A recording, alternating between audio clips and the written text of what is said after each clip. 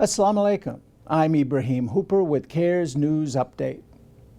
In a number of interviews, CAIR representatives called for the end to force feedings of detainees at the Guantanamo Bay prison camp. And in this discussion about force feeding, this is only a symptom of the bigger disease in which there are over 80 individuals in Guantanamo Bay who've been cleared of any wrongdoing. They're being held indefinitely against their will. And really, when a person gets to the stage where they need to be force fed, they've really given up hope that they can get any type of justice. And this is really the bigger problem or the bigger issue at hand that we really need to be addressing. I mean, our position has always been that it's wrong to force feed detainees. That's the position of the international legal experts. It's a position of medical ethicists. It's a position of every right-thinking person who doesn't want to see detainees abused in this way. In Florida, CAIR commented on a controversy over approval of a Muslim cemetery. Hassan Shibli works for CAIR, the Council on American-Islamic Relations, an activist group promoting Muslim acceptance here in the United States. Because there aren't that many of these cemeteries in the state, could this become a magnet for other areas in the state?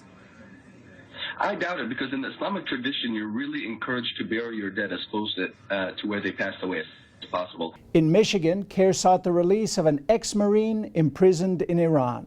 On American-Islamic Relations Michigan chapter has sent a letter to Iran's supreme leader requesting court officials to release Hekmati or grant him a speedy, fair, and transparent trial. Iranian officials accuse Hekmati of spying when he visited his family in Iran in 2011. In New Jersey, CAIR joined interfaith leaders in showing solidarity with a vandalized mosque. Police joined forces with religious leaders in Morris County to catch the culprit who spray-painted a swastika on a mosque. They're offering a $1,000 cash reward for information leading to the suspect's arrest.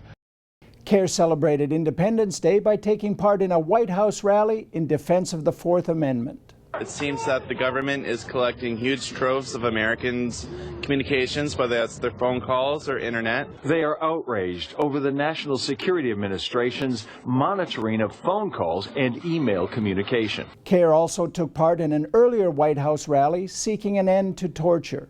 CAIR stands against torture, and CAIR stands against Guantanamo. We're here today to ask the President and Congress to close Guantanamo. In California, CAIR held a news conference with a Muslim med student who was barred from returning to the United States for 2 weeks after being placed on the no-fly list. Whatever the government knows or thinks it knows about any individual is that if they are Americans, then they have certain rights, whether they're here on U.S. soil or whether they're stuck in countries abroad. In Oklahoma and in other states, CAIR chapters held Muslim youth leadership conferences. The Oklahoma chapter of Council on American-Islamic Relations hosting a leadership workshop this weekend. Now, this is the 5th annual Muslim Youth Leadership Symposium. CAIR Oklahoma hopes to foster the future leaders of the state.